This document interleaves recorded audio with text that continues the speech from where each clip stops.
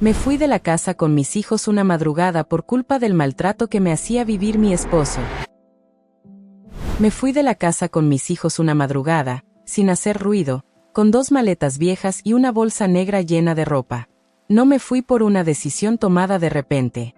Me fui porque ya no podía más. Porque cada día en esa casa era una humillación nueva. Mi esposo gritaba por todo. Si la comida no estaba a la hora exacta, si los niños hacían ruido, si yo preguntaba algo que a él no le gustaba. Me decía que no servía para nada, que sin él no era nadie, que quien me iba a querer con hijos encima. Muchas veces me gritó delante de los niños. Otras veces, cuando llegaba borracho, tiraba cosas contra la pared solo para asustarnos. Las infidelidades no eran un rumor. Eran reales. Mensajes en el celular, llamadas a escondidas, mujeres que yo misma vi esperándolo afuera del trabajo. Cuando lo enfrentaba, se burlaba. Me decía que yo exageraba, que todas las mujeres tenían que aguantar, que los hombres eran así. Una vez, después de reclamarle, me dijo que si no me gustaba, la puerta estaba abierta, pero que los niños se quedaban con él porque yo no tenía cómo mantenerlos. Mi mamá sabía todo. Se lo conté muchas veces. Lloré en su sala pidiéndole ayuda.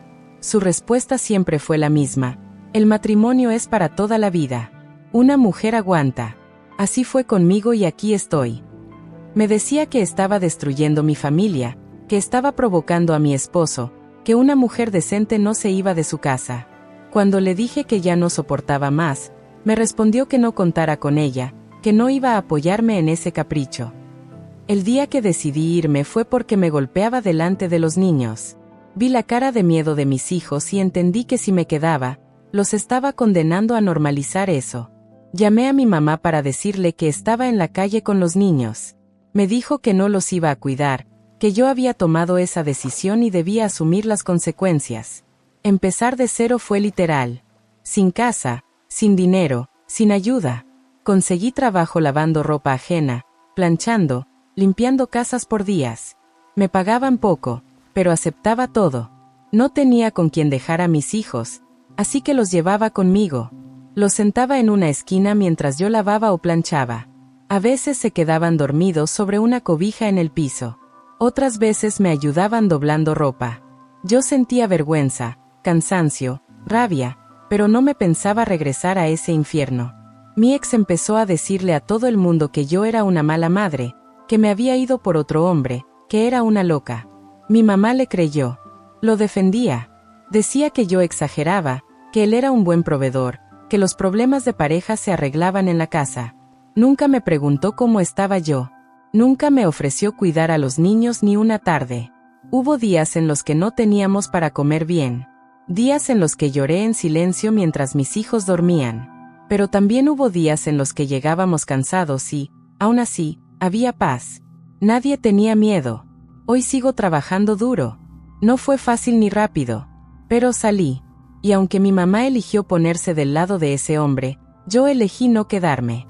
Ayer, después de tantos meses, mi mamá llamó. Dijo que quería vernos, que quería hablar.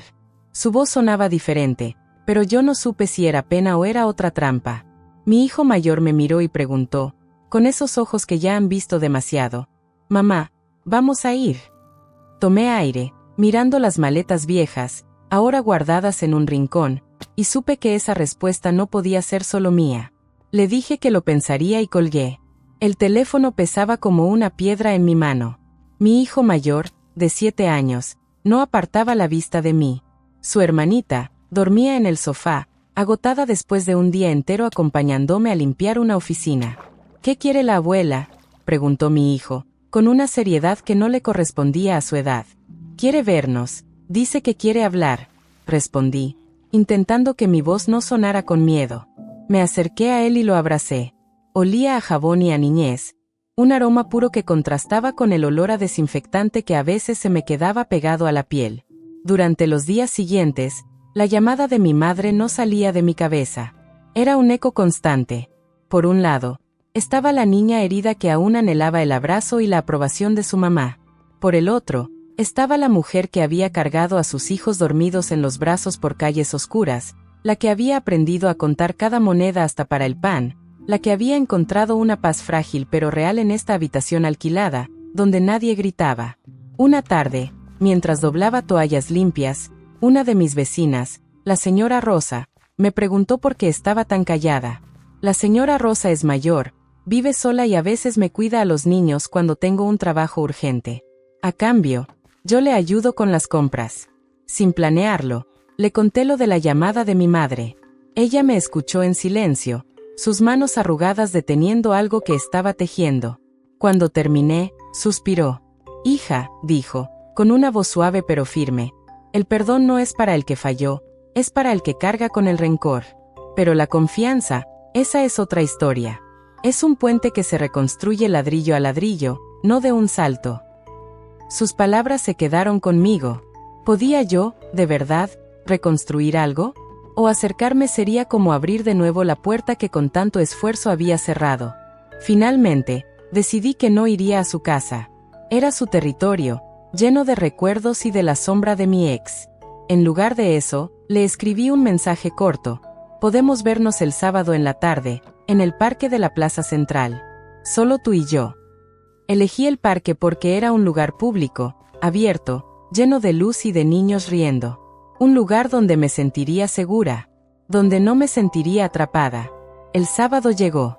Le pedí a la señora Rosa que se quedara con los niños. «No les digas dónde voy», le rogué. Solo les dije a mis hijos que tenía un recado importante. Al caminar hacia el parque, cada paso se escuchaba como los pasos de aquella madrugada en que huí. Pero ahora no llevaba maletas.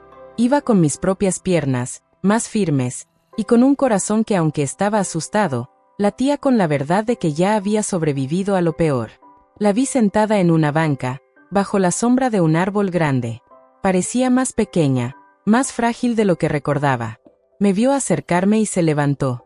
En sus manos apretaba su bolso, como buscando apoyo.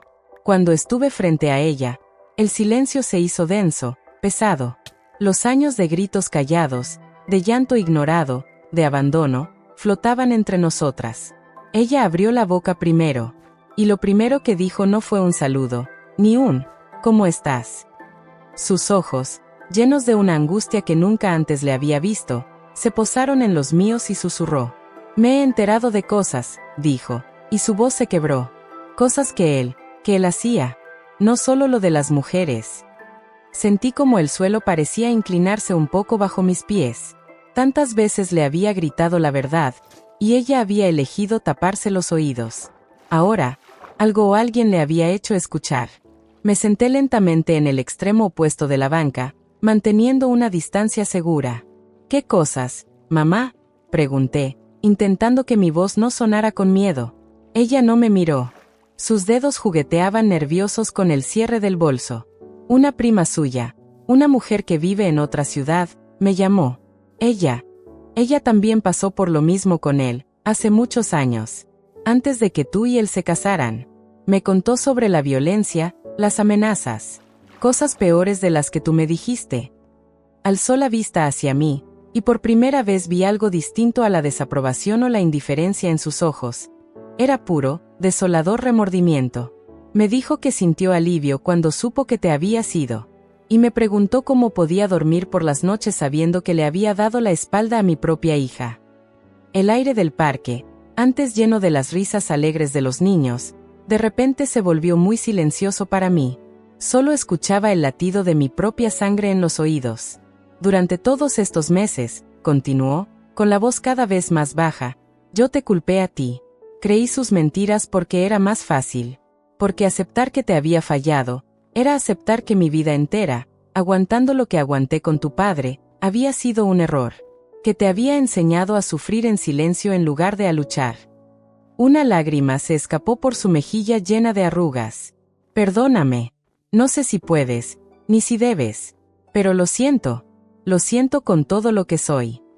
Las palabras que había soñado escuchar durante años ahora caían sobre mí como una lluvia intensa e inesperada. No sentí alegría. Sentí un cansancio profundo, un dolor antiguo que se removía. Y también, un alivio inmenso. «Mamá», dije, eligiendo las palabras con cuidado, como si caminara sobre cristales rotos. «Gracias por decírmelo. Pero el perdón No es algo que pueda darte hoy. Y ese lo siento no arregla que mis hijos durmieran en el suelo mientras yo limpiaba, ni que pasáramos hambre, ni el miedo que vivieron. Lo siento, no me devuelve la madre que necesité cuando más la estaba pidiendo a gritos.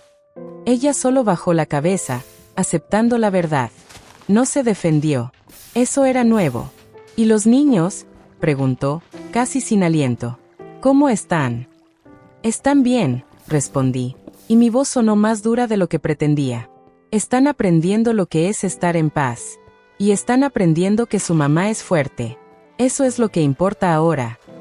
Hubo otro silencio. Ella secó sus lágrimas con un pañuelo. No espero nada de ti, dijo finalmente. Pero si algún día necesitas algo, aunque sea que alguien los lleve al colegio un día que llueva, o si solo quieres que te escuche, sin juzgar, esta vez de verdad, estoy aquí. O estaré donde me digas. El sol empezaba a bajar, pintando el cielo de naranja. Era hora de volver con mis hijos, a mi pequeño refugio de paz ganado con esfuerzo. Me levanté.